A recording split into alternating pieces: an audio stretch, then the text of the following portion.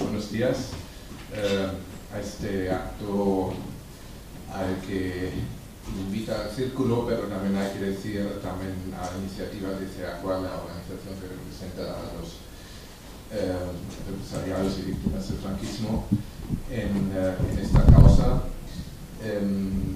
Yo propondría que lo primero que hacemos es muy brevemente que vosotros os presentéis brevemente y cuál es vuestra relación con la causa, que muchos os conocemos, pero algunos posiblemente no. Entonces, diría que empiece el Chato. Muy bien, muy buenos días, muchísimas gracias por acudir. Me llamo José María Galante, Chato para los amigos, o sea, para todos ustedes, y soy representante de la Coordinadora Estatal de Apoyo a la Querella Argentina. Bueno, mi nombre es Carlos Lepoy, soy uno de los abogados que forma parte del equipo jurídico que trabaja tanto desde Buenos Aires como desde España. Hola, buenos días. Buenos días a todos. Mi nombre es Máximo Rangels, también abogado del grupo que trabaja desde Buenos Aires en colaboración tanto con Carlos, Ana y otros colegas. He venido especialmente a cubrir este viaje como justamente representante de los querellantes y las asociaciones querellantes. Hola, buenos días y gracias por invitarnos aquí. Ya nos conocemos con algunos de otra oportunidad. Soy una de las abogadas que integra el equipo, trabajo con Carlos desde Madrid, con conexión directísima con Buenos Aires. Bien, algunos se preguntarán, habíamos pensado invitar también, o lo hemos invitado a la jueza Servini y también al fiscal. Ambos no han querido venir. El argumento es comprensible. La jueza Servini dice que no quiere dar ningún pretexto para ser recursada en algún momento en la causa, que por supuesto lo respetamos. No obstante, nos habría gustado que el mismo criterio valdría para todos los periodistas, también para los que entonces están en Sevilla o en Bilbao, donde sí se han celebrado ruedas de prensa. Pero aún así, eso no es un menosprecio para los invitados, y quería aprovechar que ya que esté Máximo aquí desde Buenos Aires. En Argentina, ¿cómo se vive esa causa? Bueno, se da la particularidad de que no es casualidad que sea Argentina, ¿no? Desde Argentina, de la justicia argentina, que se lleve adelante esta investigación, y bueno, ello es producto de la evolución tanto jurisprudencial como doctrinaria que vivió la Argentina en esta última década. Y bueno, allí se ha avanzado desde el juzgamiento tanto la responsabilidad penal que tuvieron y tienen los militares desde la cúpula hasta los escalafones más bajos. En esa evolución se ha progresado, incluso también hacia el juzgamiento de la responsabilidad que tuvo la Iglesia en dichos crímenes cometidos durante la última dictadura militar.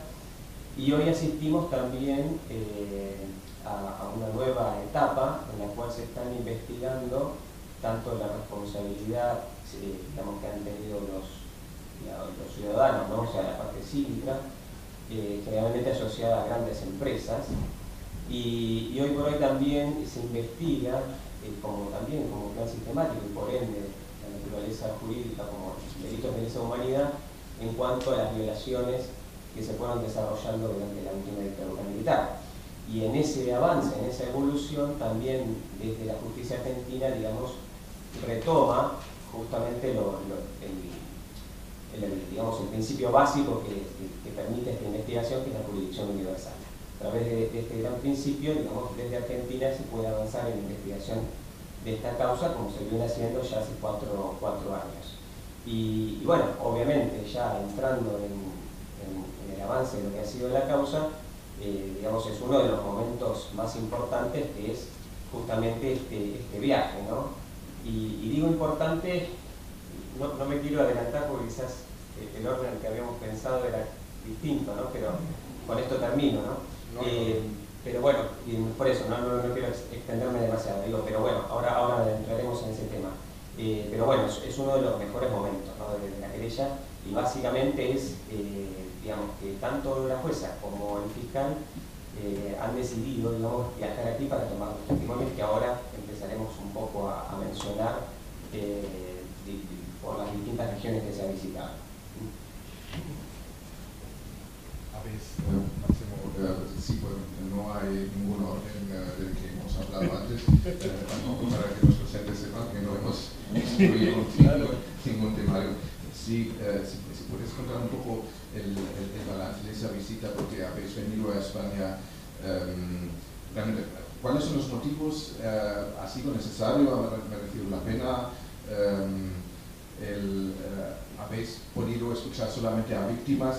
También quizás ha habido intentos incluso de hablar con algunos, yo creo que testigos, pero en calidad de imputados, como por ejemplo Billy el Niño. ¿Esa posibilidad ha habido o se ha intentado?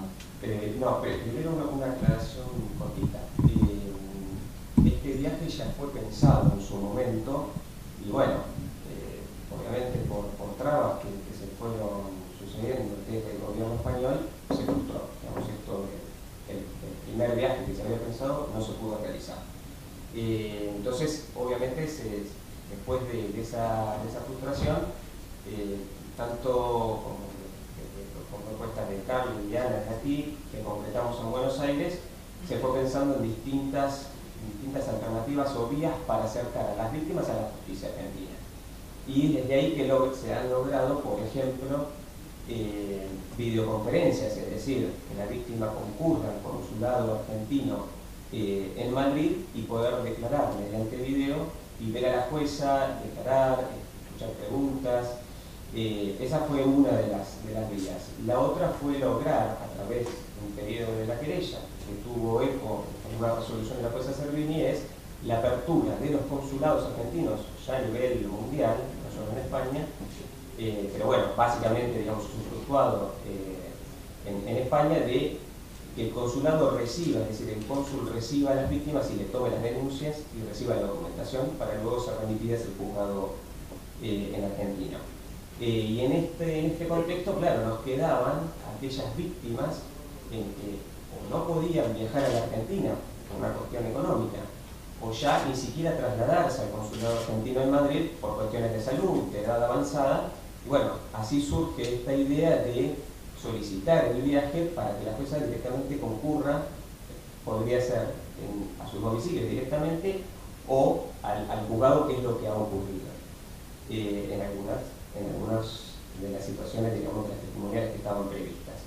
Y Hans, yendo a tu pregunta concreta, digamos, ese era el fin primordial, digamos, lograr esas declaraciones, que en la gran mayoría se han logrado.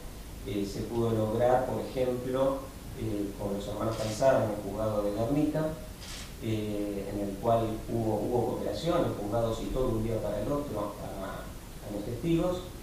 Se pudo lograr en el juzgado 9 de Sevilla, el juzgado de Carmona y de Marchena, en Andalucía. Ahí pudimos también oír los testimonios de 3 personas.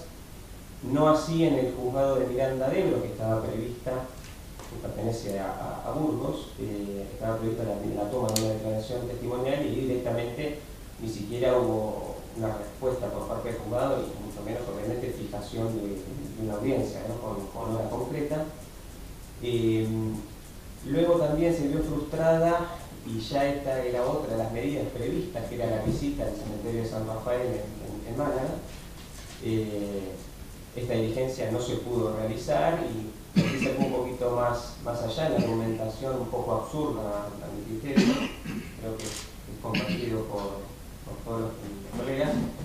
La respuesta fue que esa diligencia iba a ser realizada el 18 de junio, con lo cual, digamos, la idea básica que se tenía, que era la inspección ocular del lugar, es decir, que la jueza y el fiscal tomen contacto directo con la situación, que expliquen lo que ha sido la situación de las fosas comunes en Málaga, el recorrido indicado por las víctimas.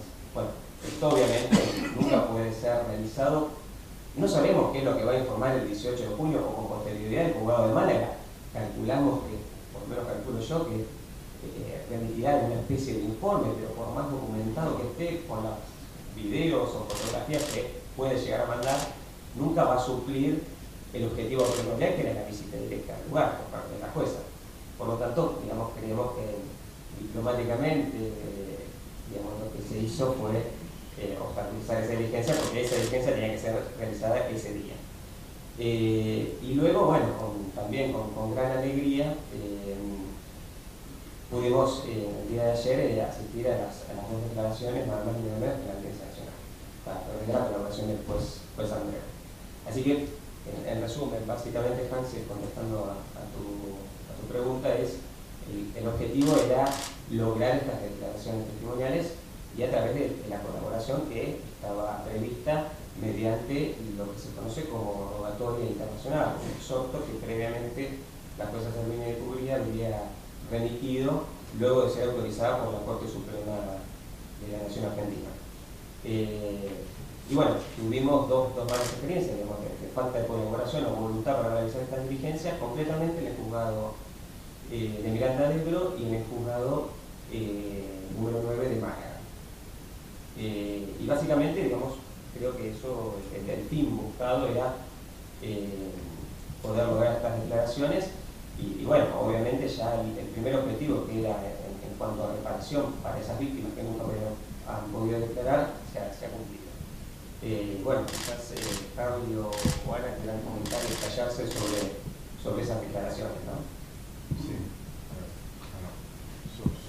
sobre esas declaraciones, también sobre lo que quizás era muy sorprendente, que la Audiencia Nacional y el juez Andreu de alguna forma sí colaboraba en esas declaraciones.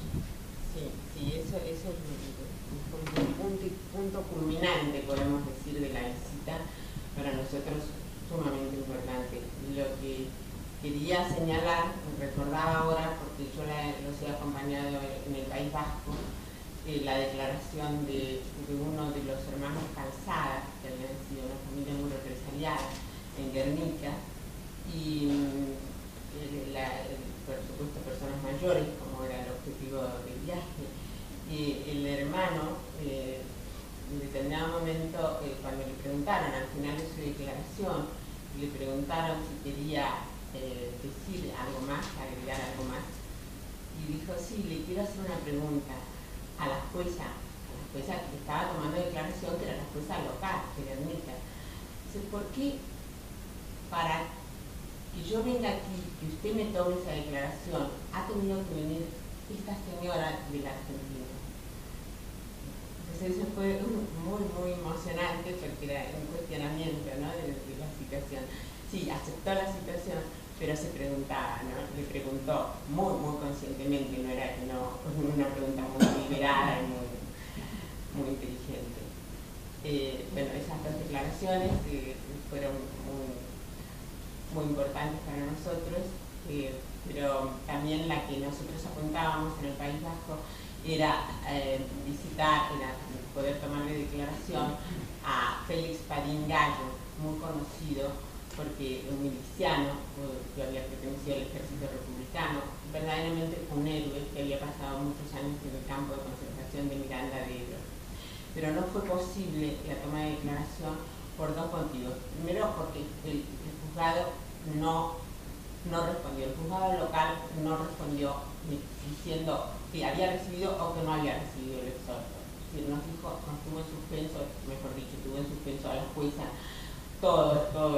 prácticamente toda una mañana, y luego la declaración tampoco hubiera sido posible porque el señor se sintió mal, seguramente por la emoción, dicen, y tuvieron que ingresarlo en el hospital. Y la jueza lo fue a visitar al hospital, o sea que tuvo un contacto directo con él, y un poco más tarde, cuando estaba más recuperado, pudimos a nosotros. Esas son las experiencias del viaje. Ahora, con respecto a la de la audiencia, creo que es algo tan importante que le paso la palabra a mi colega Carlos. Carlos, ¿quieres comentar lo de la audiencia? Soy moderador, se acepta. Estoy de acuerdo. Es que Carlos también, yo también estoy. No, bueno, ya de las particularidades de cómo han sido las tomas de declaraciones se ha hablado. Quiero destacar otro aspecto de la cuestión, que el hecho en el País Vasco especialmente fue recibida la jueza por el Parlamento Vasco, fue recibida por el alcalde de Guernica.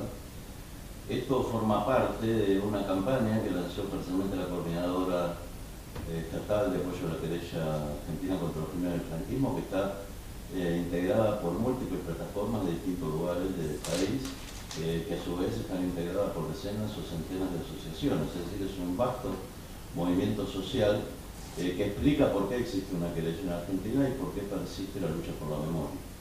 Entonces, estas organizaciones han conseguido el apoyo de más de 100 ayuntamientos para la querella, declaraciones y apoyo a la querella de distintos parlamentos autonómicos, como el de Andalucía, de Asturias, de Cataluña o del País Vasco. Es una campaña que está en pleno desarrollo y vuelvo a repetir que es donde se encuentra el fundamento del desarrollo de la querella. En cuanto a la pregunta inicial que se le hacía a Máximo sobre el tema de Argentina, aparte de lo que ya dijo naturalmente, se debe agregar el apoyo social que esto tiene en Argentina, que es sumamente importante. De hecho, hay una plataforma argentina de apoyo a la querella contra los crímenes del franquismo, que está integrada por la mayor parte, sino por todos prácticamente, de todas las organizaciones argentinas de derechos humanos, organizaciones sociales, también asociaciones españolas que están radicadas en Argentina, etc. Por tanto, me parece que este es un tema muy fundamental a tener en cuenta y que explica lo que está pasando. Como ustedes saben, hubo una época en que prácticamente parecía imposible penetrar en el territorio español. Cuando se programaba primero el viaje de la jueza, que tuvo sus dificultades, después el envío de comisiones rogatorias, es decir, solicitud de auxilio judicial por parte de la jueza en diversas ocasiones que fueron rechazadas sistemáticamente por el gobierno, alegando que la jueza no tenía competencia. ¿Qué es lo que ha pasado? ¿Qué es lo nuevo que ha sucedido para que de pronto, por un lado, el gobierno esté diligenciando todos los pedidos que está haciendo la justicia argentina, comenzando por el traslado a la justicia española de la solicitud de extradición de González Pacheco y de Núñez, siguiendo por la comisión rogatoria en la que se le pide la exhumación de unos cuerpos de Ascensión Tripale, de Ascensión Mendieta en el cementerio de Guadalajara, y un pedido que me parece importante que estén al tanto, porque en estos días vamos a tener novedades de que se extraigan muestras de ADN de familiares de esta familia, de Ascensión Mendieta, para cotejarlos en su momento con los restos que van a ser exhumados del cementerio de Guadalajara. Esto está tramitándose en manos del juez Pablo Ruz en la Audiencia Nacional.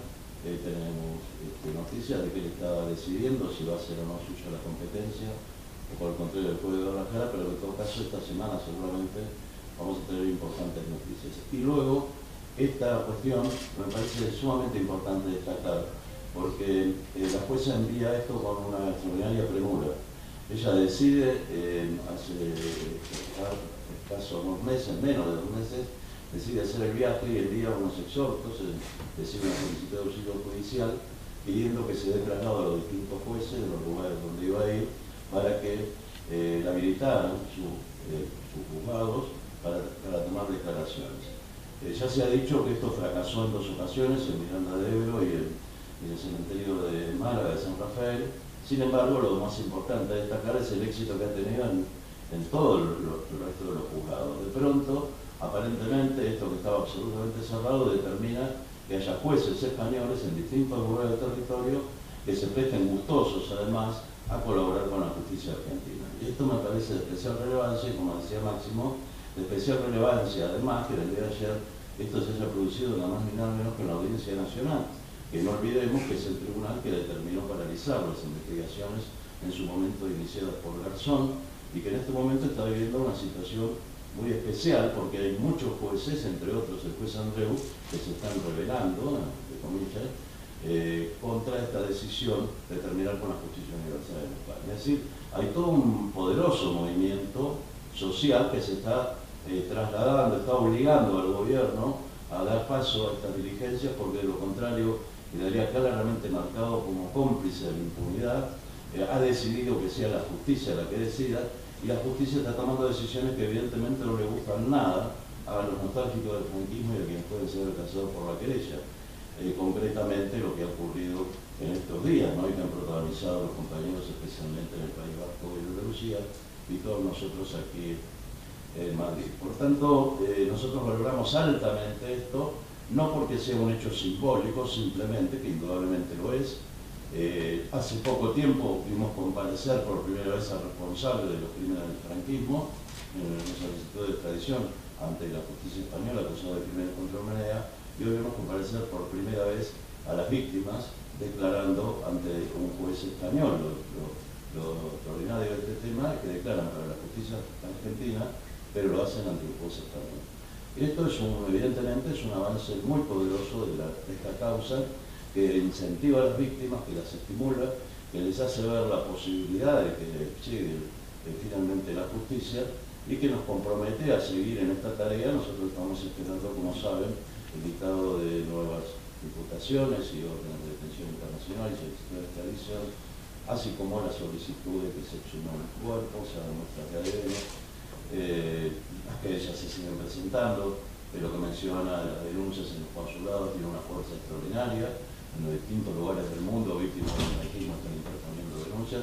Es decir, hemos avanzado a un nivel que era difícil pensar siquiera hace un año atrás, cuando confiábamos en el avance, pero no en este avance, yo diría, arrollador desde septiembre hasta ahora, ¿no? Con la cantidad de medidas que se han tomado. Por tanto, bueno, nosotros hubiéramos querido que estuviera la jueza aquí, naturalmente.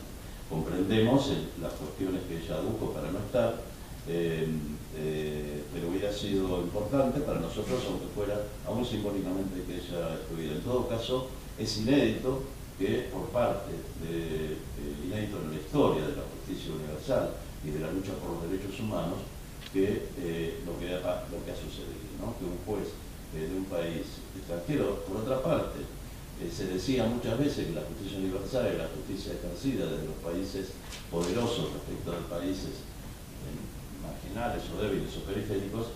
Ahora es la justicia de un país que en su día, su territorio fue colonia de España, que está pidiendo cuentas también por los crímenes cometidos en lo que pudo haber sido su anterior metrópoli, lo que demuestra que la justicia universal es un arma en manos de las víctimas, de los débiles, de quienes son postergados, y que es un mensaje de futuro para la humanidad. Nosotros decimos que el ejercicio de la jurisdicción universal es el ejercicio de la solidaridad entre los pueblos, y esto lo verifica absolutamente. El sentimiento que existe en muchísimos sectores de la sociedad argentina es de orgullo, como en su día tuvieron orgullo los españoles de las acciones judiciales llevadas adelante en España en relación con los crímenes de Argentina, de Chile, de Guatemala, etc. Por tanto, creemos que estamos en un día de momento de celebración importante, y vamos por más, ¿no? Naturalmente. Bueno, esto es. Bueno, ha habido ahora muchas alusiones a Chato. Hubo en alguna de las salidas de la Audiencia Nacional que he escuchado aquí, tanto a ti, a Chato, como también a Carlos, decir que tenéis muchas esperanzas que finalmente sí se va a hacer justicia, pero no en Buenos Aires, sino en España, debido a estas presiones, ¿no? Chato, ¿cómo son estas esperanzas ahora después de esta visita de la Cancillería en España? Bueno, nosotros desde el inicio tuvimos que ir a Argentina porque, hablando mal y pronto, no teníamos más narices, porque en nuestro país se nos negaba el derecho a la justicia, que es un derecho humano primigenio, pero con la resolución ya sobre el juez de Garzón se cambiaba absolutamente la posibilidad de seguir avanzando aquí, de conseguir eso. Estrictamente que nos escucharan los jueces que se abriera un proceso judicial sobre algo que durante 40 años ensangrentó la península. Bueno, tuvimos que recorrer 10.000 kilómetros y poner en marcha un mecanismo en Argentina. Pero nuestra experiencia última es que esto tendrá que ser juzgado y ser juzgado en nuestro país. Nos apoyamos en el mismo proceso sucedió en Argentina, que en España se inicia algo que rápidamente es retomado por la judicatura argentina y donde se han realizado sistemáticamente esos juicios que han puesto delante de los tribunales a 1000 digamos, criminales de la dictadura argentina han sido aquí, ¿no? Bueno, nosotros queríamos hacer ese mismo viaje de vuelta, empezar en Argentina para ver cómo acabábamos aquí.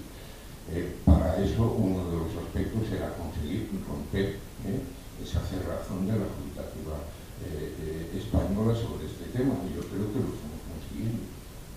Que ayer en la Audiencia Nacional se tomara declaración a 2 víctimas del franquismo es la mejor demostración de que quien es competente es la Audiencia Nacional, porque se está tratando de crímenes de lesa humanidad, y esos crímenes de lesa humanidad ni prescriben, ni pueden ser amnistiados, ni indultados. O sea que finalmente, y se pongan como se pongan, terminarán habiendo los procesos en este país, no tenemos la menor duda.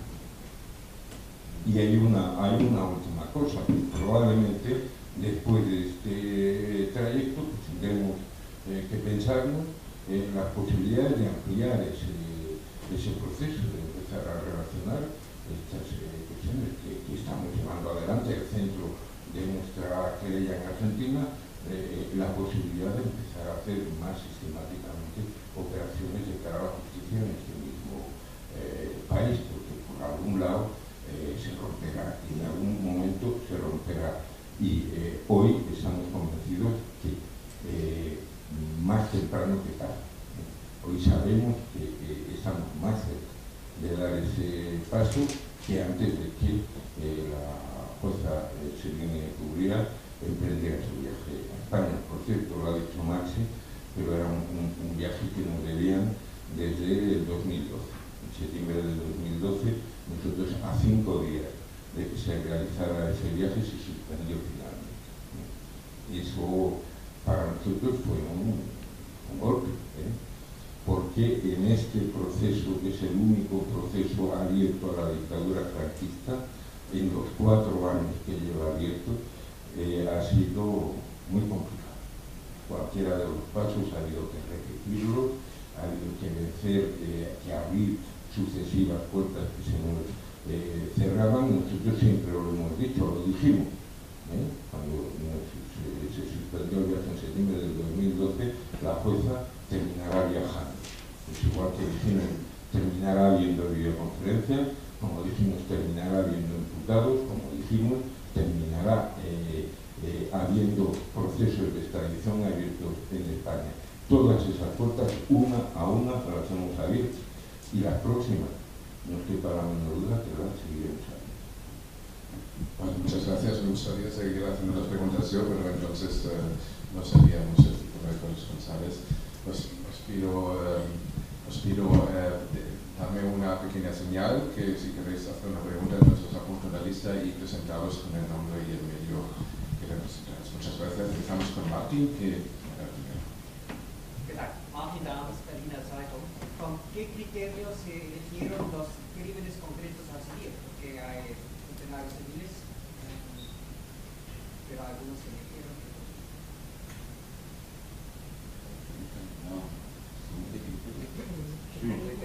Se eligieron los crímenes a perseguir, a investigar, en este caso. Perdona, los que iban apareciendo. Yo me he olvidado de hacer, Carlos ha hecho, yo no he hecho nada sobre la coordinadora estatal, porque Carlos ha explicado que era, salvo en una cosa, los temas. En la coordinadora estatal hay asociaciones por las desapariciones, los muertos en las fosas, las 150.000 cadáveres que hay en este país en fosas comunes. Somos el segundo país del mundo en este terreno. la gente que robó bebés, la gente que se ha querellado por el trabajo esclavo que tuvo que hacer de construcción de infraestructuras, los presos republicanos que lo tuvieron que hacer, la gente que estuvo en los preventorios, la gente que fuimos detenidos, torturados y encarcelados durante la dictadura. Hay todo un amplísimo panorama que da una idea de la profundidad de aquella ignominia. ¿Cuál es el criterio para entrar aquí? Presentarlo. Tenemos de todo, o sea, literalmente de todo. No hay un crimen que se pueda haber cometido en el mundo que no esté representado en nuestra querella. Y es todo. Porque aquello fue todo. Un poco complementando, o sea, y dado lo que por lo menos venimos escuchando las historias, luego transmitiendo a las querellas, a los escritos, y ahora en este viaje, cuando uno, por lo menos en mi caso, he puesto rostros a esos papeles y escucharlos, por ejemplo, en nuestro viaje con Ana a Mallorca, que justamente decidimos tener ese contacto, ese gesto, porque la jueza no le daba abasto, digamos, en su recorrido, acercarse hasta Palma, y hemos estado todo un día escuchando a 6 víctimas, y te das cuenta que la crueldad fue tan grande, y lo es, que abarca casi todo el Código Penal.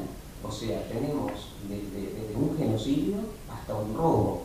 O sea, y en uno de los casos, una de las víctimas preguntó a los jueces si podía declarar ciertas particularidades porque quizás iban a asombrar de lo bestial que fue esa represión que sufrió su familia.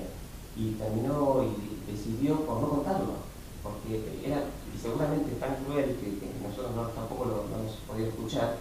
Pero bueno, eso da, digamos, una idea de la magnitud de despiadado que ha sido ese criterio seleccionado por el propio régimen franquista. O sea, lo que nosotros hacemos es, digamos, presentar, como decía Chato, eso traducido en querellas.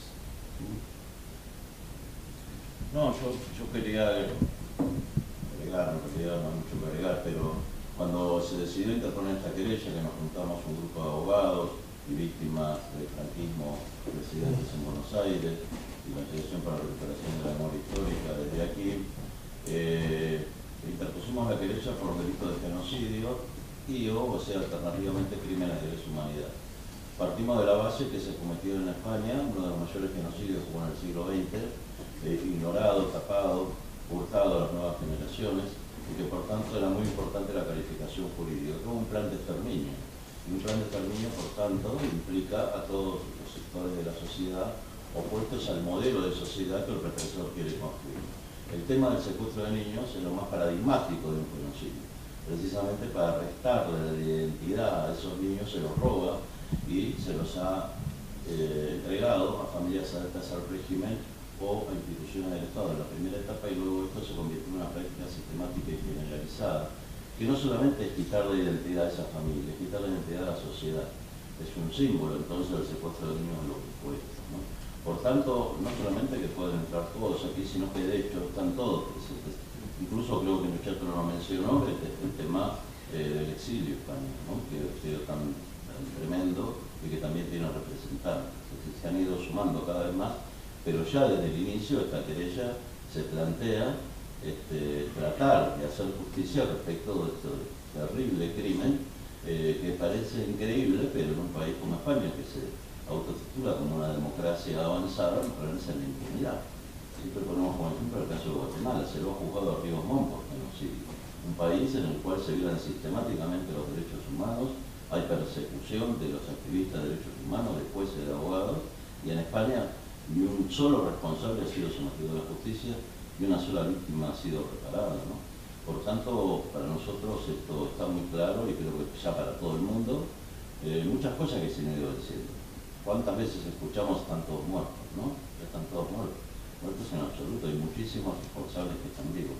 Pero aparte, esto encierra algo más perverso todavía, es como que aquellos que están muertos no merecen justicia, no merecen que la justicia los ampare, no merece que se conozca la verdad de lo que pasaron, no merece que se haga memoria, así como la justicia prescinde de toda esta historia, ¿no? Entonces la querella argentina tiene la vocación, porque hemos aprendido, no es que se nos ocurrió porque fuéramos ninguna criminales, porque hemos aprendido un avance enorme en el derecho internacional y en la conciencia universal, y creemos que esto va a ser no solamente positivo para el pueblo español, que estamos convencidos de que va a ser, sino para la humanidad en su conjunto, para la comunidad internacional.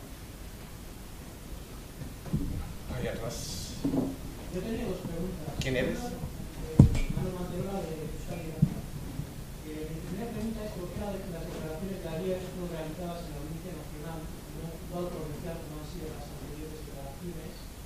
Y por otro lado quería saber hasta qué punto creen que realmente puede llegar a ser alguien castigado por los crímenes que cometió, si no tienen miedo de que se queden en meros gestos de la justicia española, por ejemplo, en las peticiones de extradición de Capitán Muñecas y Lidio Niño, pero que efectivamente no lleguen a ser castigados.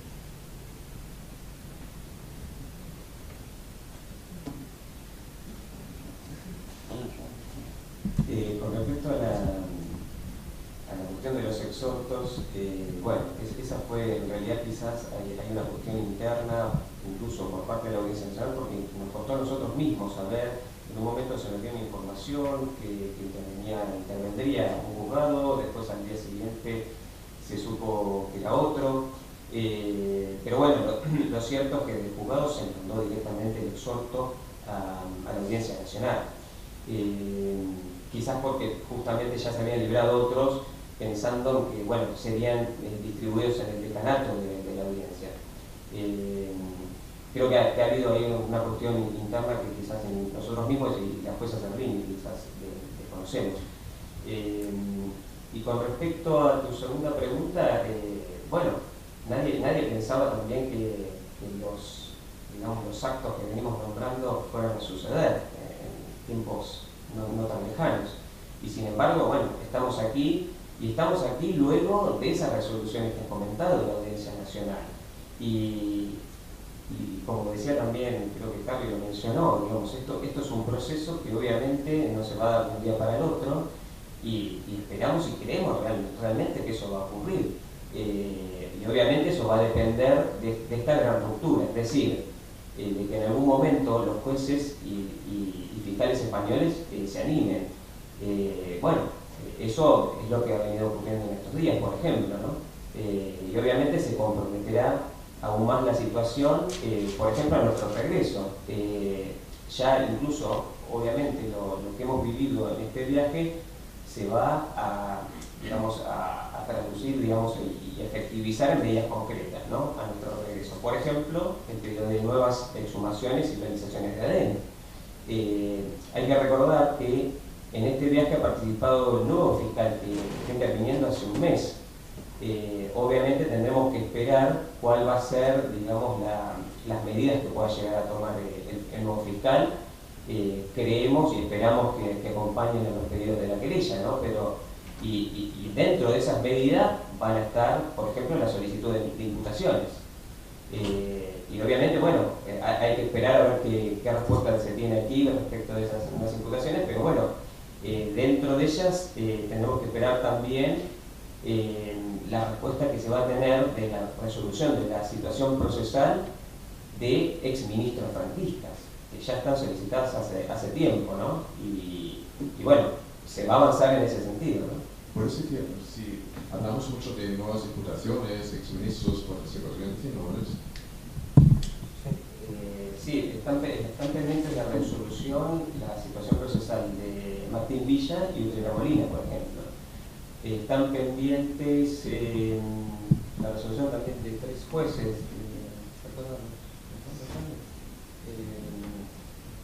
Sí, digamos, de altos funcionarios y miembros, ¿no? Está pendiente también la resolución, digamos, la participación de los policías en la represión de Vitoria el 3 de marzo del 76, digamos. es algo importante que se va a resolver seguramente al nuestro regreso a Buenos Aires, ¿no? Y eso va a ir acompañado de nuevas medidas. Eso es lo que hay que lograr, digamos, a través de la aspersión de la querella, y que ahora se suma la intervención de la acusación pública por parte del fiscal. Creo que en algún momento lograremos, digamos, esa situación que tú has preguntado. Están también imputados Antonio Carro, porque él firmó las penas de muerte de Salvador Puchantich y de los últimos fusilados en septiembre de 1975, que son las últimas víctimas de la dictadura. Licinio de la Fuente, que firmó esas penas de muerte, Fernando Suárez, que también firmó esas penas de muerte, y se me escapan, pero creo que hay como otros 3, todos ellos están imputados por haber firmado sentencias de muerte que fueron ejecutadas. Hay también, distinto, digamos, del aparato judicial de la dictadura, en concreto hay Antonio Troncoso, que participó en una serie de consejos de guerra militares sumarísimos y llegó a pedir 16 penas de muerte en su ejercicio, y sigue hoy en activo, digamos, trabaja en temas militares y en temas de la Iglesia. Creo que es un especialista en lo que es elevar a los altares a distintos beatos, una beatificación de gente que la Iglesia quiere llevar a los altares. Otro de los imputados, Gustavo Rey, que es el que dictó la sentencia de muerte de Salvador Puchantich, hoy, entre otras cuestiones, es el abogado de la presidenta del Partido Popular en Cataluña. Entonces, yo creo que hay alrededor de 20 imputados, no todos son policías, creo que lo que más hay es ministros, hay policías, hay gente del aparato judicial. Tenemos en marcha poder imputar empresas y familias que se beneficiaron del trabajo esclavo. Tenemos en marcha también la imputación de gente que participó en digamos, en el tráfico de bebés robados organizado por la dictadura, y nuestra idea es seguir ahí. Muchísimo, como decía Carlos, muchísima gente viva que cometió aquellos crímenes, y iremos sacándolos y poniéndolos, llevándolos a juzgado número 1 de Buenos Aires. Yo quería completar un poquito para que no, el periodista que preguntó estas cuestiones, Máximo y ahora Chato contestaron, pero yo quisiera precisar, los tribunales cambian. En su momento las leyes de punto final de evidencia vida en Argentina fueron avaladas y confirmadas por la Corte Suprema de Justicia. Luego cambió la Corte Suprema de Justicia y anuló esas leyes. Quiero decir que en la medida en que, viendo la justicia como un proceso, esto lo dice Ana muchas veces, se quedó puesto como un proceso en desarrollo, las cosas se modifican, y se modifican por la presión de la sociedad. Esto es lo que está sucediendo en gran medida. Una cosa es la Audiencia Nacional, o puede ser la Audiencia Nacional de hace unos años, y otra cosa es lo que puede hacer la Audiencia Nacional en el futuro, o que está haciendo en este momento con una acción como la del juez Andrés. En todo caso, en contestación a esta pregunta, hubo un debate acerca de si son los juzgados provinciales los competentes, como decidió el Tribunal Supremo. No olvidemos que en la sentencia que dictó el Tribunal Supremo, en la cual absuelve, entre comillas, a Garzón, porque lo habían inhabilitado antes por la causa de Gürtel, lo que dice el Tribunal Supremo es que los que son competentes eventualmente para investigar estos hechos son los juzgados provinciales. Desde luego ya sabemos lo que luego dice que no lo pueden investigar, es una sentencia muy esquizofrénica, pero así lo dice. Pero ¿por qué dice los juzgados provinciales? Porque le quieren restar este tema, lo quieren tratar como delitos individuales. Lo quieren tratar como que esto se cometió en un lugar determinado y tiene que ser un juzgado provincial determinado y no como un fenómeno global. La Audiencia Nacional tiene atribuido el juzgamiento de crímenes contra la humanidad. ¿Por qué no va a ser la Audiencia Nacional la que juzgue los crímenes contra la humanidad cometidos por el franquismo, con la colaboración naturalmente de todos los abogados del territorio? Esta sería la idea, una pirámide jurídica donde el organismo encargado del juzgamiento de crímenes contra la humanidad, en este caso la Audiencia Nacional, se encargara del juzgamiento y todos los juzgados del país estuvieran en colaboración con ella para las distintas diligencias de la realidad. Por tanto, para nosotros tiene un valor simbólico muy importante que esto se haya hecho en la Audiencia Nacional y no en el juzgado provincial, sin perjuicio de que nos hubiera valido naturalmente que se hiciera en cualquier lado, ¿no? De hecho, el exhorto enviado por la jueza fue enviado a dos lugares, a la audiencia y al decanato de los juzgados de Plaza de Castilla. Y entre los jueces decidieron que fuera el juez Andreu el que tomara la declaración. Del mismo modo que hoy se debate si es el juez Rus el que tiene que tomar las muestras de ADN o si es el juzgado de Guadalajara, que es donde están los restos, ¿no? En el cementerio de Guadalajara. Esa me parece una precisión importante para contestar a A mí me gustaría primero pedir una aclaración porque he dicho que hay 20... Disculpa, eres Alberto Pozas, ¿no? Soy Alberto de la SER, pero primero porque después decir que hay 20 imputados en el proceso. ¿Esto es así? ¿Hay imputaciones en el proceso de la Guerra Argentina? El número pedimos imputación.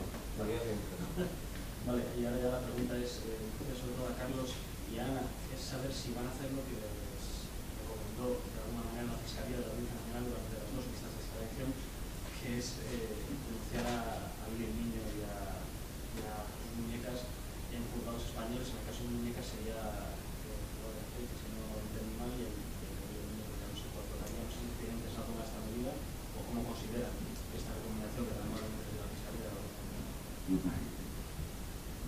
Yo creo que justamente lo que acaba de decir Carlos, lo ideal es que todo se sustancie en la Audiencia Nacional, con la colaboración de los juzgados territoriales, porque apenas comenzamos a desmembrar los diferentes delitos, en este caso la tortura se convierte en delitos aislados y nos olvidamos de lo más importante que es el contexto, y los convierte, que los califica, permite la calificación como delitos de lesa humanidad. Es decir, es fundamental no desmembrar las causas. La causa es una causa general, es decir, que abarca una cantidad de delitos, y no es la causa general, es una causa omnicomprensiva de diversos tipos de delitos, cada uno con su tipificación jurídica, ¿no? Sustracción de menores de edad, tortura, trabajo esclavo, desaparición forzada, que están cada uno cubiertos o abarcados en tratados internacionales, pero sin embargo todo eso forma parte de un plan de exterminio del opositor político. Eso no tenemos que en ningún momento perder de vista. Por eso cuando nos distraen y nos dicen no, vamos a sacar esto, vamos a ponerlo en el juzgado tal para que juzgue las torturas que ha cometido esta persona. No, tenemos que tratar de que eso no se les vincule de los demás crímenes que se han cometido durante ese periodo por ese régimen dictatorial.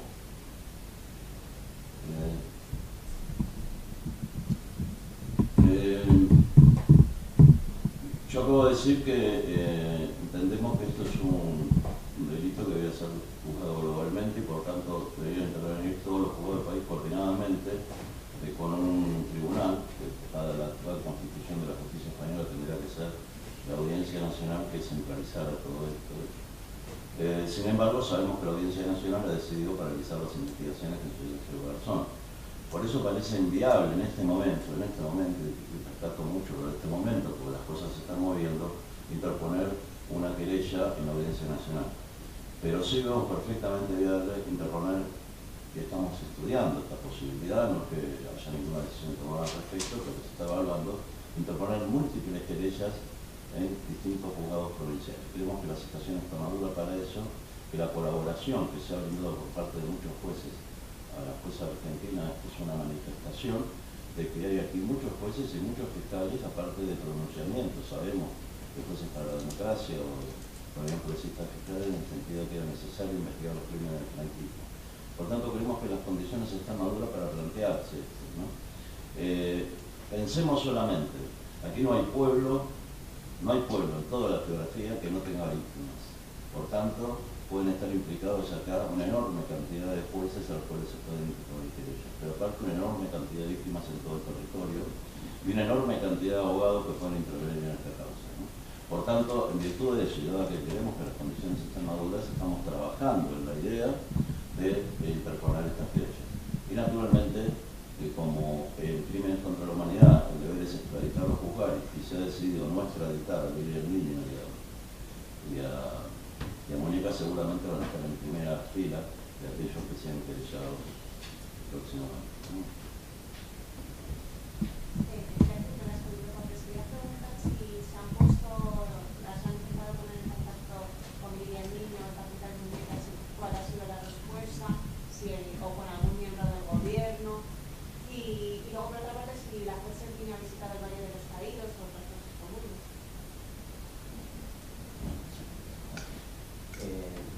En ningún momento puede visitar por parte de la jueza el fiscal a los imputados, no es algo usual, mucho menos para la querella, ¿no? Eso con respecto a tu primera pregunta. El viaje era, digamos, los objetivos que mencionamos antes. Y en segundo lugar, esa visita tampoco estaba programada, ¿no? Así que, bueno, básicamente no. Lo único que hay mencionado es una querella en la cual, para marcar un poquito más, ¿no? En la cual un querellante denuncia que los restos de su padre están mezclados con otros restos socios en un nicho, digamos, en los cementerios. Posiblemente podemos pensar también en una medida concreta respecto de ello, ¿no? O sea, vinculado a tu pregunta, pero nada más. Nosotros solicitamos se pidió una medida particular, que es que la jueza visitara lo que fue la antigua Dirección General de Seguridad. Al final se rechazó ese planteamiento porque no se consideró que tenía relevancia judicial el hecho, ¿no? Para nosotros hubiera sido muy importante porque durante 40 años hemos intentado recuperar aquello, explicar lo que fue aquello, plantear que aquello debe de ser un lugar de la memoria, de esos que no hay ninguno en nuestro país, porque en nuestro país lo que hay, por ejemplo, en Madrid son 200 calles o monumentos del franquismo y ni una sola monumento referido a la gente que reprimió el franquismo, ni ningún lugar de memoria. Y pensábamos también que en la sentencia de Villa el Niño se dice que fueron unas torturas, pero que no fue un delito general, sino era un grupo aislado de policías que torturaron a un grupo aislado de presos. Nosotros queríamos llevarlo allí para que viera cuáles eran las instalaciones de la Brigada Político-Social y que difícilmente es creíble que exista un grupo aislado de policías cuando existía una policía política organizada para reprimir la democracia y las libertades en este país, unos tribunales especiales para juzgarlas, y que todo el mundo en este país, en aquella época y en esta, sabe que en la Dirección General de Seguridad se torturaba sistemática y compulsivamente. Y una de las formas de llegar a entenderlo era haber hecho esa visita. Desgraciadamente, no la hice, pero nuestra idea era que no solamente tuviera contacto, ha tenido una entrevista en el Archivo Histórico Nacional porque era una forma de establecer un contacto para recuperar cosas que es verdad, datos y para pedir la vía judicial datos para aclarar aspectos, pero bueno, en fin, nos quedamos en esa visita que nos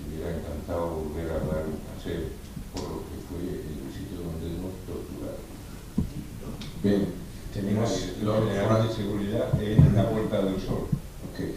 Tenemos varias preguntas, Lord Fryer, primero, después tú atrás y luego había alguien ahí a la izquierda.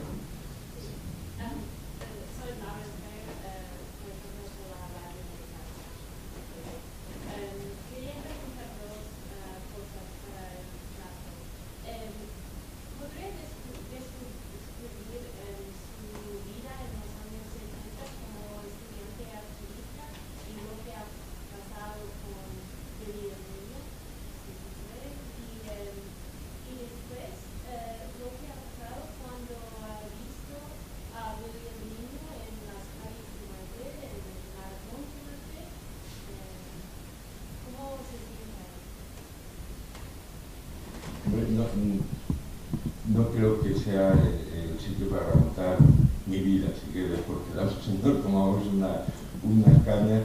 Lo único que quiero decir es que yo era como miles de estudiantes universitarios en Madrid que no queríamos integrarnos en el sindicato único fascista, en el sindicato de estudiantes universitarios, que peleamos por construir un sindicato democrático alternativo, en mi caso el Sindicato Democrático de Estudiantes de la Universidad de Madrid, que a partir de ahí pues fuimos entrando en distintas organizaciones que fuimos avanzando en el enfrentamiento contra una dictadura que nos negaba una libertad que necesitábamos como respirar.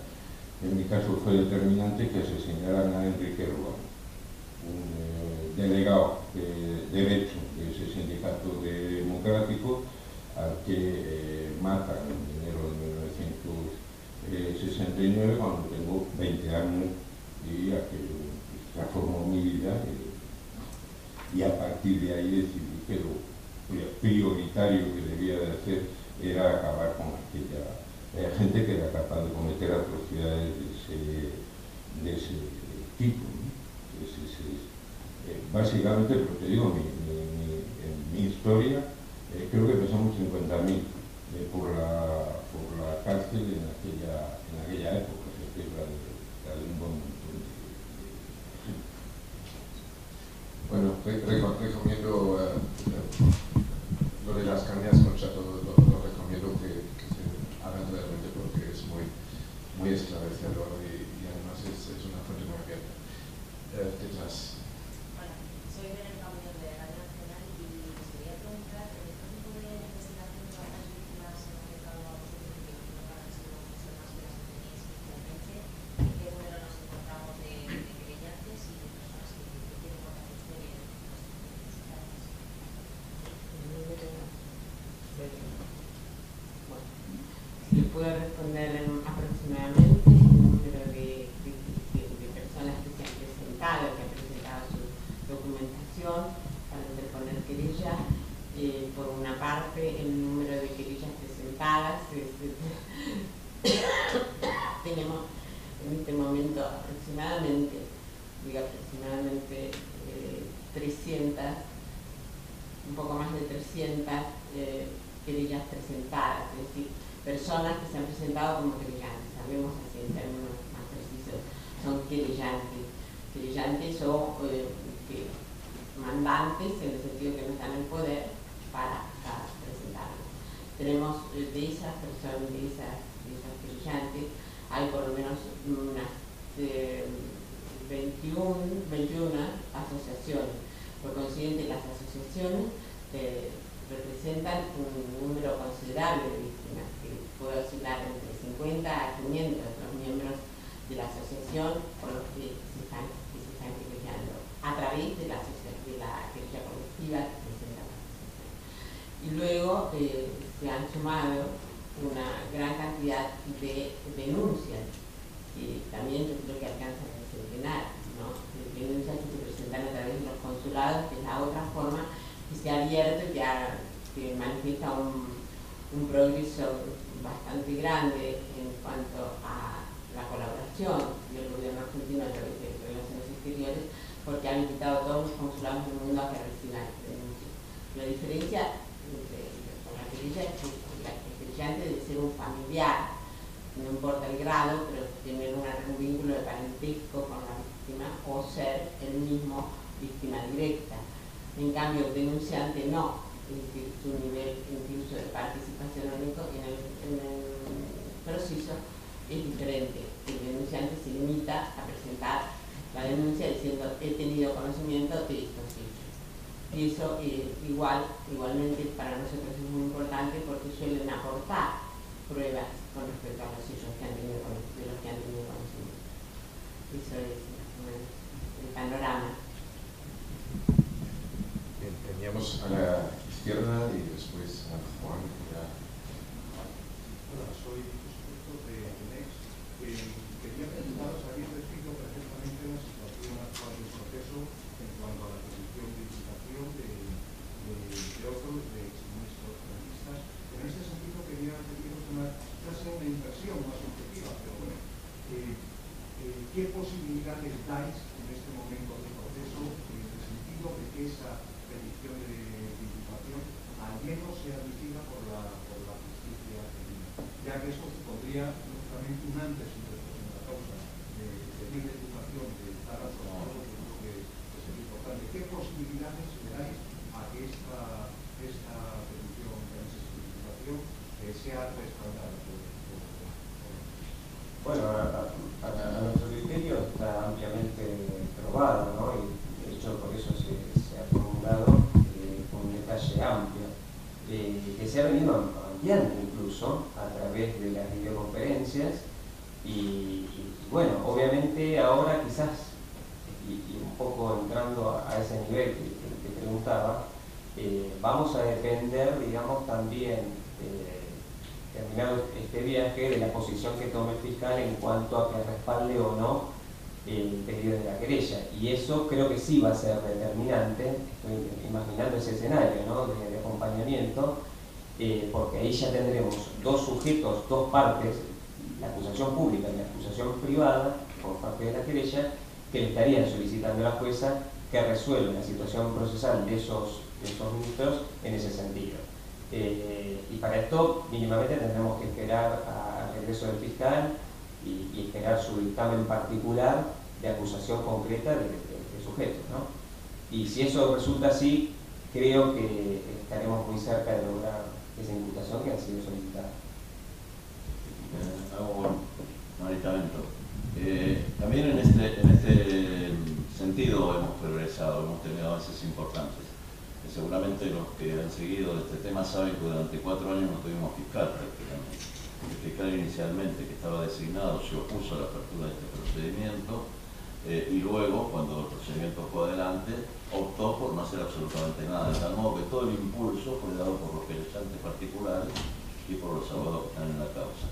Ahora se ha designado un nuevo fiscal porque el otro se ha inhibido y tiene toda la pretensión de activar la causa. De este modo, creemos que esto va a ser muy reforzado y yo en este paralelismo que siempre realizo entre lo que ocurrió en su momento aquí y lo que está ocurriendo en Argentina en relación con los procedimientos abiertos, también quiero recordar que el fiscal de las causas de Argentina y Chile en su momento se opuso durante muchísimo tiempo a la causa, no aportó absolutamente nada, recurrió a todas las decisiones hasta que se nombró un nuevo fiscal que dio un impulso enorme a la causa, ¿no?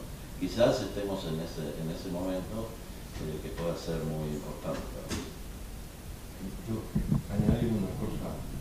Cuando nosotros imputamos ministros es porque creemos que los mayores responsables no eran los sicarios que nos apaleaban, ni la gente que mataba en la calle. Los mayores responsables son los responsables políticos que organizaron aquello y los sectores sociales que se beneficiaron de aquel digamos, de aquel régimen. No podemos creer que en ningún mecanismo de justicia se puedan tomar medidas contra quienes nos torturaban sin tomar medidas contra el ministro del Interior que lo permitía o contra el juez que sabía que aquello se estaba realizando. No nos entra en la cabeza. Tendríamos que modificar nuestra opinión de la justicia Argentina en particular no nos ha dado ninguna prueba de ello, por los mismos procesos que se están llevando adelante en ese país. Es insostenible considerar que hay que extraditar a Billy Niño y no considerar que hay que extraditar al ministro del Interior, que era el que daba las órdenes cuando actuaba Billy. Sí, el fondo está, en suma, hace unos meses en una charla en el Club de Amigos de la UNESCO pregunté y animé a explorar la vía europea. Me dijeron que las respuestas no habían sido muy alentadoras, pero sí que después, en el mes de febrero, sí pudieron ir a Estrasburgo, comisión de peticiones del Parlamento, y algunos eurodiputados incluso se mostraron dispuestos a formar una comisión de la verdad. Me gustaría saber en este momento en qué punto está esa iniciativa europea, ese frente europeo, digamos.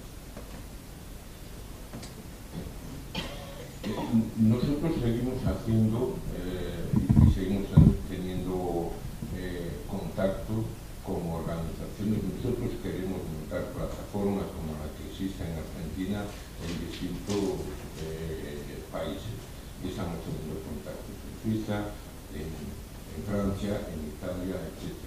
Nosotros vamos a ir a Ginebra a la lectura por el relator por la verdad, la justicia y la reparación y la garantía de no repetición, y uno de los mecanismos que nos puede permitir empezar a plantear querellas en el sentido de que hablaba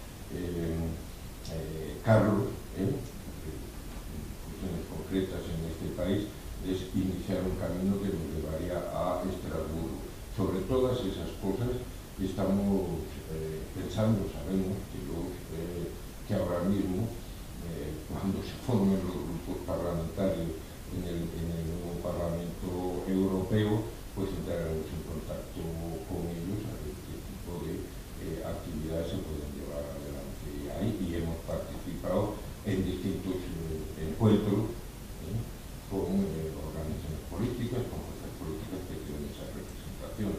Pero en cualquier caso, ahora mismo el centro de nuestra actividad es la querella en Argentina y su repercusión en el Estado español y en los sitios que podamos ampliar la querella. Sabemos que puede ser decisivo.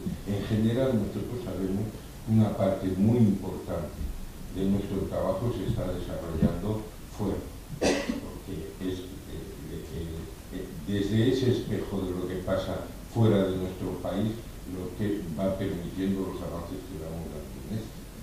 Y el primer ejemplo es Buenos Aires y la querella argentina. La compañera.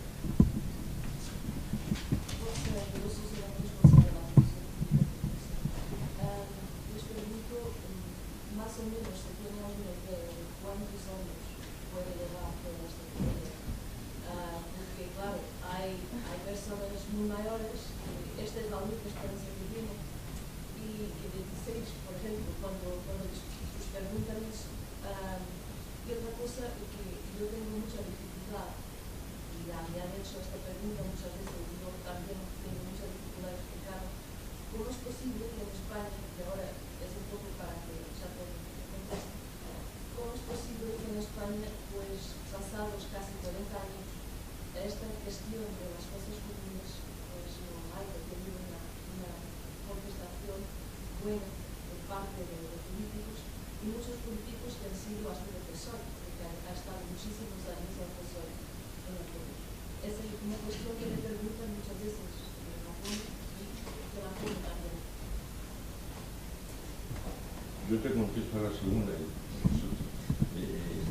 En la segunda, pues es muy fácil, porque en este país se construyó la democracia mirando para otro lado. Así de sencillo. La clave de bóveda de la transición es la elaboración de una ley de amnistía, cuando ya los presos políticos del franquismo estábamos en la calle, y es una ley de amnistía fundamentalmente dirigida hacia los represores franquistas. Esa transición se hizo la garantía de nuestro ingreso en Europa, de nuestra corrupción, etcétera, etcétera, era olvidar el pasado. Y la única gente que no olvidó el pasado son las víctimas. Desde el primer día hay gente pidiendo recuperar los restos de sus familiares, los hay, y hay procesos abiertos, procesos que son sistemáticamente cerrados.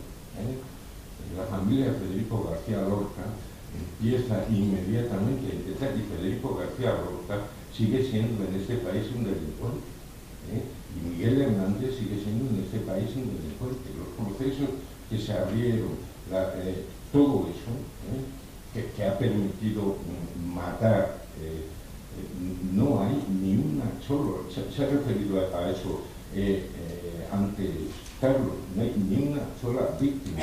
Este es un país donde siguen funcionando las condenas que impusieron tribunales fascistas en la aplicación de leyes fascistas. Yo sigo siendo un delincuente, y sigo siendo un delincuente porque me enfrenté a una dictadura militar fascista, y estoy orgulloso de ser un delincuente por eso. No me han dejado otro remedio, que no, soy un delincuente. Entonces, esa es la explicación. Pero no solamente se miró para otro lado aquí, se miró para otro lado en Portugal, y en Francia, y en Italia, y en Alemania, porque se sabía lo que pasaba en este país y nadie dijo nada.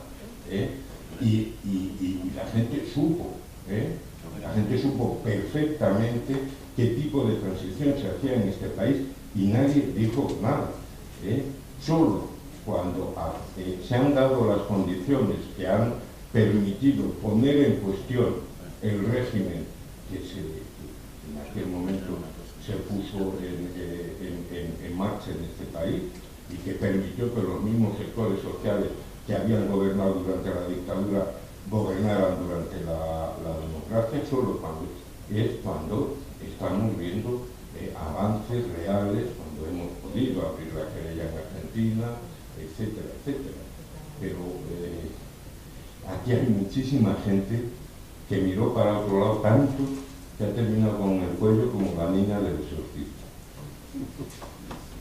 Yo para completar un poco, porque lo que dijo Chato efectivamente es así, pero uno podría decir, bueno, se puede establecer la impunidad, pero ¿por qué no se avivó la memoria? ¿Por qué no se descubren las cosas? Porque sin imputar responsabilidades a nadie. Porque es tan grande el horror. Estamos hablando de 150.000 cuerpos, más de 2.000 fosas, bueno, seguramente muchas más de 2.000 fosas en todo el territorio nacional, que el conocimiento de la verdad inmediatamente tiene que llevar a la exigencia de responsabilidad. Por tanto, no se puede permitir absolutamente nada. En todos estos procesos, en casi todos los países del mundo, por lo menos de la segunda mitad del siglo XX, ha habido comisiones por la verdad, ha habido juicios por la verdad. En Argentina durante mucho tiempo no se podían hacer juicios para penar a nadie, pero sí estableció un mecanismo de que se hacía un juicio penal y no se podía poner la condena, pero han llamado a los represores, se han llamado a las víctimas para conocer la verdad, para que la gente tuviera acceso a la verdad, para que los familiares pudieran seguir buscando los restos. En España no se ha permitido absolutamente nada, porque fue mucho más que un pacto de impunidad, un pacto de olvido, un pacto de memoria, fue no enseñar a las nuevas generaciones, fue mantener toda la simbología franquista. Es muy tremendo, porque las pervivencias del franquismo dentro de la democracia enfermera son muy poderosas, ¿no? Naturalmente que la transición tuvo cosas positivas, pero tiene un pecado de origen tan terrible, tan tremendo, que ha dejado a la mitad de esta sociedad absolutamente desamparada, ¿no? Entonces esto va mucho más allá del fenómeno de impunidad. Fíjate que hay toda una acción para crear una comisión de la verdad y no quieren ni oír hablar si crean una comisión de la verdad, porque claro, en la medida que se empiece a saber más todo esto se institucionalice, lo que temen es que, como ha ocurrido en muchos otros países, esto lleve inevitablemente a la celebración de juicios, ¿no? Entonces es un entrelazamiento de intereses tan poderoso que muchas veces se nos dice, bueno, es imposible terminar con esto porque ya todo está atado y dilatado. Precisamente porque el desafío es tan grande, es tan extraordinario lo que está pasando, ¿no? Es tan extraordinario que la gente viaje 12.000 kilómetros, que ponga la cabeza en exigir la verdad, la justicia y la reparación. Es realmente, visto desde este punto de vista, es muy conmovedor lo que está sucediendo, ¿no? De que una dictadura que aparentemente iba a salir absolutamente impune y hasta enaltecida, porque nadie conoce en este país, a los jóvenes no se les enseña lo que fue el genocidio franquista, de pronto está siendo puesto en la piqueta de reconocida internacionalmente por las víctimas, ¿no? Por esto estamos convencidos que esto no va a aguantar, por más poder que tengan, ¿no?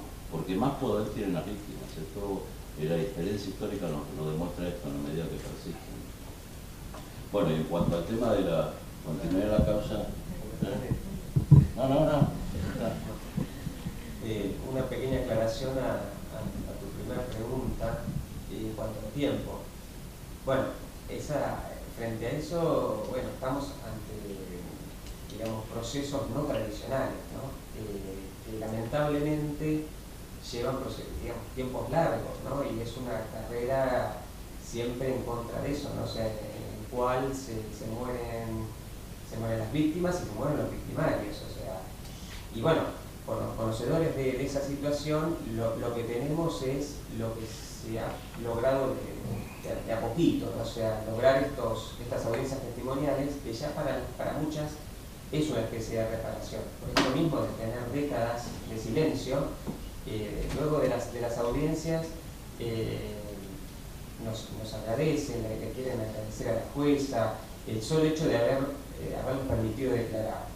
Y a esto, bueno, lo que tenemos a mano es pedidos concretos de las exhumaciones, que ya en la causa hay un pedido concreto, ¿no? O sea, cuando se logre esto, la primera apertura, digamos, de una fosa en la cual se encuentran esos restos, creo que por lo menos para ese grupo, digamos, las víctimas de edad avanzada, con eso creo que cerraríamos, por ejemplo, la reparación que ellos tanto buscaron, ¿no? Pero el primer hecho de sentarse y poder hablar frente a la jueza, en ese sentido, por lo menos ese objetivo está logrado. Lo que queda, por lo menos a mi criterio, es lograr lo que en palabras muy claras de Ascensión en su declaración en Buenos Aires es: antes de morirme quiero tener un hueso de mi padre, ¿no? O sea, si logramos eso, creo que por lo menos ese grupo de víctimas su reparación va a estar satisfecha, ¿no? Pero bueno, sí, el tiempo específico no lo tenemos. Lo que sí podemos ofrecer es eso, ¿no? La colaboración para lograr esa medida concreta que cerraría, por ejemplo, el círculo respecto a ese grupo de víctimas. Simplemente lo que dijo Maxi, confirmar eso en el sentido de que el enfoque no tiene que ser esperar un día en que la meta se haya cumplido, se hizo justicia, no, porque es un proceso, es decir, estamos haciéndola poco a poco, es decir, el día que cada uno, como hemos hablado de la diversidad de delitos, ¿no? Dentro de los delitos de los crímenes de deshumanidad o genocidio que tenemos calificados, cada uno de ellos tiene su propio objetivo de justicia. Es decir, algunos no tienen personas que puedan imputar, pero tienen cuerpos que pueden recuperar, y otros tienen personas que pueden imputar, y otros tienen otros tipos sentencias que quieren que se anulen. Es decir, y para cada uno significa la culminación del proceso. Entonces, por eso no podemos estar pensando este momento es el momento en que hemos logrado, ¿no? Sino que lo vamos logrando. Y no tenemos que descuidar cuando vamos logrando, de mirar lo que vamos logrando, porque eso es lo que nos va a dar fuerza para seguir adelante. Un último factor, porque ya tiene la explicación de lo del tiempo. El último factor es el miedo. El miedo. Pero el miedo cerval, el miedo impuesto por una dictadura que mataba a la gente en la calle. Y sobre todo la generación a la que más te refieres, más mayor, que es gente que en muchos casos sigue teniendo miedo hoy. O sea, nosotros nos han entregado querellas, gente diciendo, oye, pero anda con cuidado con lo del nombre, porque es que el del segundo es falangista. Hoy, en el 2014, ese es otro dato para entender que en 1978, y en el 80, y en el 82 había mucha gente que en este país aterrorizada con lo que podía pasar, y el ruido de sable era utilizado sistemáticamente como una forma de presión política. Pues eso... yo creo que con eso hizo la película. Muchas gracias.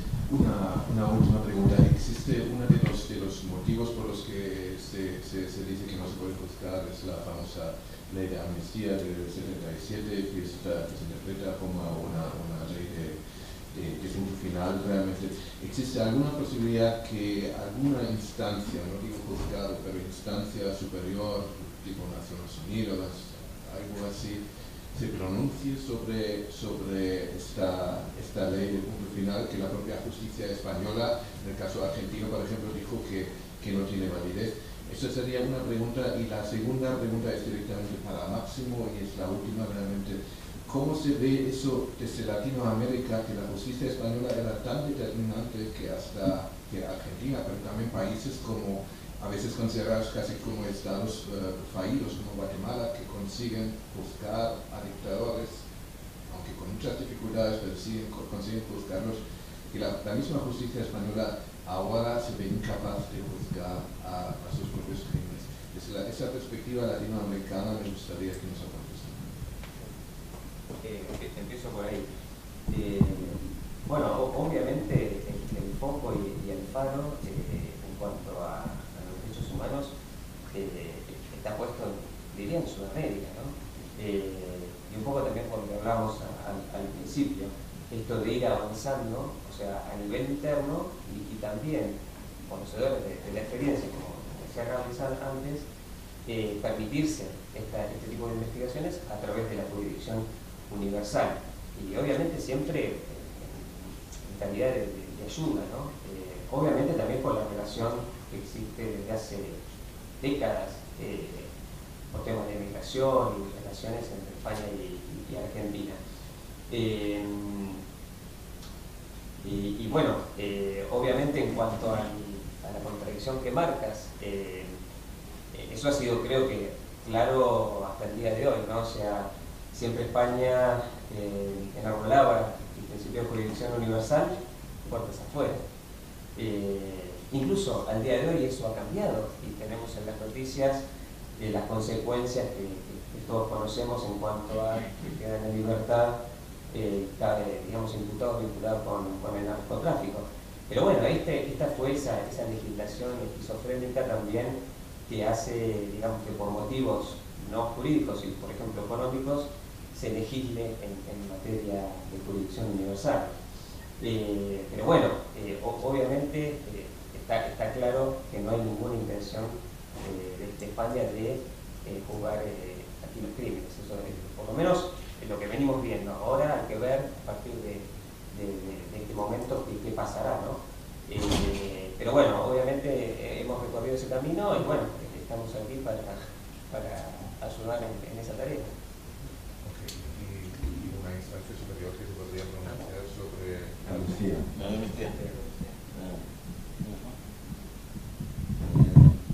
Bueno, en principio ella constituye una norma imperativa del derecho internacional, una norma que se denomina de Ius Cogens, que crímenes de esta naturaleza no pueden ser amparados en ningún tipo de ley o práctica de impunidad. Esto, de otra parte, y específicamente en relación con España, España dicta la ley de amnistía en el año 1977, el Parlamento Español, y en el año 1976, en noviembre, si no recuerdo mal, suscribe el Pacto Internacional de Derechos Civiles y Políticos. Este pacto, en su artículo 15, obliga a perseguir todos aquellos delitos que fueran tales conforme a las normas generales del derecho internacional. Por tanto, al dictar la ley de amnistía, está vulnerando un tratado que se obligó a cumplir. En consecuencia, no es necesario ni siquiera alegar la inconstitucionalidad de esta cuestión, sino decir de que se ha opuesto a un tratado que le obliga a perseguir, como lo establece la Convención de Viena sobre el derecho de tratados, que determina que ningún país puede dictar una ley contraria a la obligación contraída en un tratado internacional. Esto por un lado.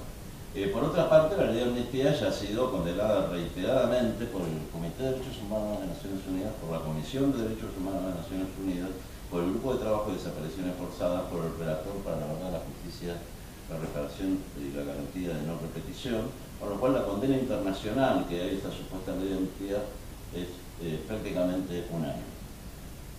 Por otra parte, ya lo hemos dicho más de una vez, es muy importante destacar que en las resoluciones por las cuales se deniega la extradición de Billy el Niño y de Mónica no se hace la más mínima mención a la ley de amnistía, simplemente se habla de delitos que estarían prescriptos.